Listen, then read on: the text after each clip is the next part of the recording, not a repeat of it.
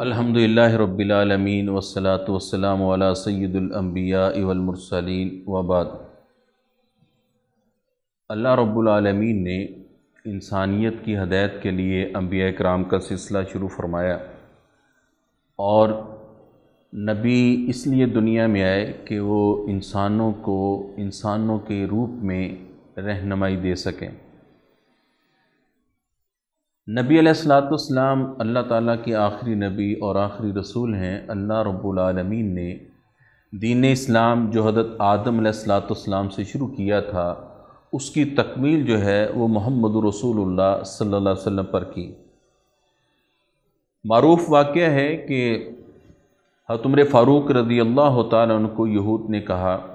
کہ آپ کے قرآن میں ایک ایسی آیت کریمہ ہے، اگر اللہ رب العالمین ہم پہ نازل کرتے تو ہم اس آیت کے نازل ہونے کے دن کو جشن کا دن بنا لیتے۔ حضرت عمر فاروق رضی اللہ تعالیٰ عنہ نے بیان کیا کہ مجھے یاد ہے وہ کون سی آیت کریمہ ہے، اور اللہ تعالیٰ نے اس کو کس مقام پر کس گھڑی میں رسول اللہ صلی اللہ علیہ وسلم پہ نازل کیا تھا۔ تو یہ حجۃ الوداع میں اللہ رب العالمین نے سورہ المائدہ کی آیت نمبر 3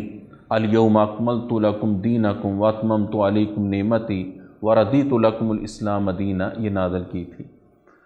تو نبی علیہ السلام پر اللہ تعالیٰ نے اس دین اسلام کو مکمل کیا، جس کی وجہ سے تمام انبیاء کرام اس دنیا میں آتے رہے اور اللہ کا حکم بندوں تک پہنچاتے رہے۔ تو نبی علیہ السلام پر اللہ نے دین کو مکمل کیا۔ اللہ تعالیٰ نے نبی علیہ السلام پر دین مکمل کرنے کی گارنٹی دے دی ہے، اور آپ حجۃ الوداع کے بعد جب واپس آتے ہیں تو 80 دن کے بعد 12 ربیع الاول 11 ہجری کو رسول اللہ صلی اللہ علیہ وسلم اس دنیا سے کوچ فرماتے ہیں، رحلت فرماتے ہیں۔ جبکہ حج آپ کے علم میں ہے کہ اسلامی سال کے 12ویں مہینے میں ہوتا ہے، اور آپ نے اپنی زندگی میں ایک ہی حج کیا تھا، وہ آپ کا پہلا اور آخری حج تھا،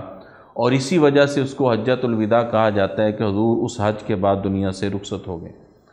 تو اللہ تعالیٰ نے دین اسلام کو نبی علیہ السلام کی زندگی میں مکمل کر دیا۔ اب اس میں کسی قسم کی کمی بیشی نہیں ہو سکتی ہے کہ ہم اپنی مرضی سے اس میں کوئی اضافہ کر لیں یا یہ دعویٰ کریں کہ اس میں فلاں چیز رہ گئی تھی، جبکہ اللہ نے خود اعلان فرما دیا ہے کہ دین اسلام مکمل ہے۔ نبی علیہ السلام خطبہ عید ہو، خطبہ جمعہ ہو یا خطبہ حاجہ ہو، اس میں اللہ کی تعریف اور ثنا کرنے کے بعد فرمایا کرتے تھے کہ اللہ کی طرف سے جو ہدایت ہے وہی ہدایت ہے، اور بہترین بات جو ہے نبی کی بات ہے۔ تو نبی علیہ السلام اس کے بعد فرماتے کل بدعت ضلالہ، ہر بدعت جو ہے وہ گمراہی ہے، وہ کل ضلالۃ فی النار، اور ہر گمراہی انسان کو جہنم میں لے جانے والی۔ بدعت کیا ہوتی ہے کہ کسی چیز کا ابتدا کرنا، جیسا کہ اللہ رب العالمین قرآن مجید میں فرماتے ہیں بدیع السماوات والارض، اللہ ہے جس نے پہلی دفعہ زمین و آسمان کو بنایا۔ تو نبی علیہ السلام نے ہمیں جو احکامات اللہ کے پہنچائے ہیں، نماز ہے، روزہ ہے، زکوٰۃ ہے، حضور نے ان میں تعلیمات دیں، اسوہ حسنہ چھوڑا ہے۔ اگر ہم نبی کائنات کی تعلیم کو، آپ کی سیرت کو، آپ کے طریقے کو اپناتے ہیں، یہ دین ہے۔ لیکن اگر نبی کائنات کے طریقے کو چھوڑ کر ہم اپنی طرف سے کوئی نئی چیز ایجاد کرتے ہیں، وہ بدعت ہے۔ تو ممکن ہے کہ سوال کرنے والا یہ سوال کر دے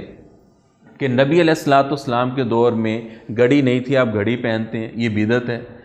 نبی علیہ السلام اینک نہیں پہنتے تھے، آپ اینک پہنتے ہیں، یہ بدعت ہے۔ اینک کا پہننا، ویسٹ کوٹ کا پہننا، گھڑی کا پہننا، یہ ہماری عبادت نہیں ہے، یہ ضروریات ہے، یہ لباس ہے، کلچر ہے۔ ہم بات کریں کہ دین اسلام میں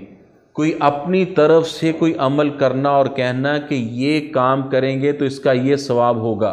یا یہ بھی کام کرنے سے ہمیں کوئی اچھائی ملے گی، تو نبی علیہ السلام نے تو مکمل دین اسلام ہمیں دی ہے۔ اگر کوئی نیکی کا کام ہوتا تو حضور ہمیں بتا کے جاتے، اور جو کام حضور نے بتائے ہیں وہی نیکی ہے، اور جو حضور نے کام نہیں کیا وہ کبھی بھی نیکی نہیں ہو سکتا۔ اس لیے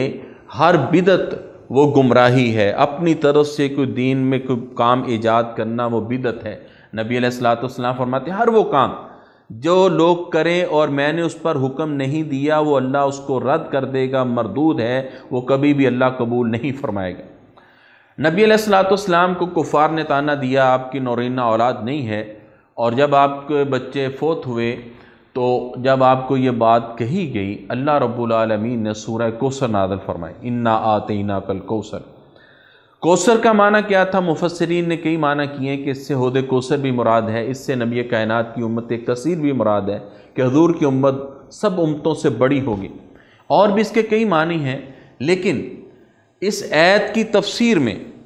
کہ نبی علیہ الصلوۃ والسلام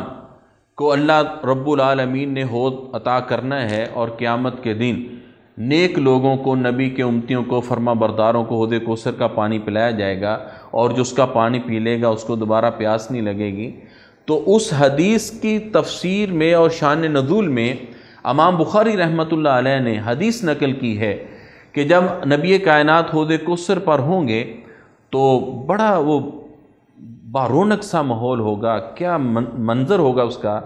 کہ حضور ہوں گے، آپ تشریف فرما ہوں گے، آپ کے ساتھ ابو بکر ہوں گے، عمر فاروق ہوں گے، اور کتنے خوش نصیب وہ لوگ ہوں گے کہ جن کو حوض کوثر سے پانی پینا نصیب ہوگا،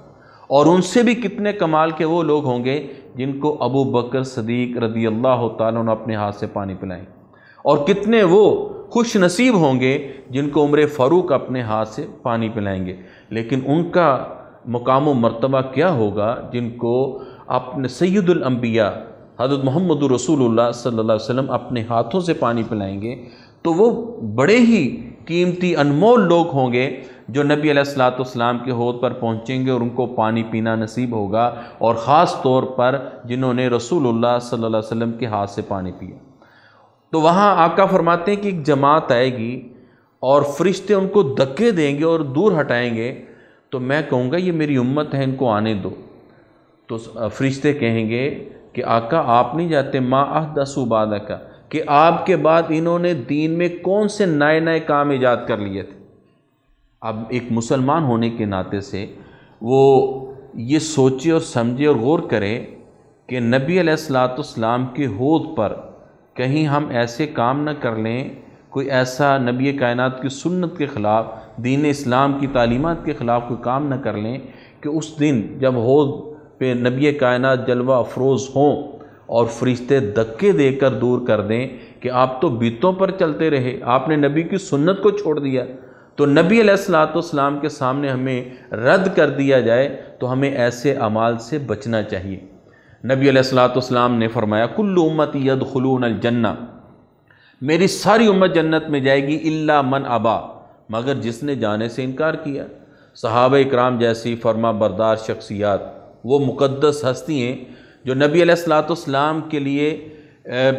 ہر طرح سے جان نثار کرنے کے لیے ہر وقت تیار رہتے تھے۔ ان کے وہم و گمان میں بھی نہیں تھا کہ ایسا مومن بھی ہو سکتا ہے جو جنت میں جانے سے انکار کر دے۔ تو انہوں نے سوال کیا کہ حضور وہ کون ہے جو جنت میں جانے سے انکار کریں گے؟ آپ نے فرمایا من اطاعنی دخل الجنہ،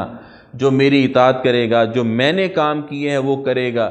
تو وہ جنت میں جائے گا۔ ومن عصانی، جس نے میری نافرمانی کی فقط ابا، اس نے جنت میں جانے سے انکار کر دیا۔ تو اللہ سے دعا کرنی چاہیے کہ ہم اس دین کو اپنائیں جو صحابہ اکرام نے اپنایا، ہم اس دین پہ چلیں جو نبی علیہ الصلوۃ والسلام نے ہمیں دیا، کیونکہ اللہ کا اعلان ہے، کسوٹی اللہ نے قائم کر دی ہے، فَإِنْ آمَنُوا بِمِثْلِ مَا آمَنْتُمْ بِهِ فَقَدِ اهْتَدَوْا، کہ آپ صحابہ اکرام جیسا ایمان لاؤ گے تو اللہ تمہارا ایمان قبول کرے گا، ورنہ تمہارا ایمان قبول نہیں کرے گا۔ تو اس لیے ہماری نجات کا ایک ہی ذریعہ ہے کہ ہم نبی علیہ الصلوۃ والسلام کی سیرت کو سمجھیں، آپ کی سیرت کے مطابق زندگی بنائیں، اور دنیا کے کاموں سے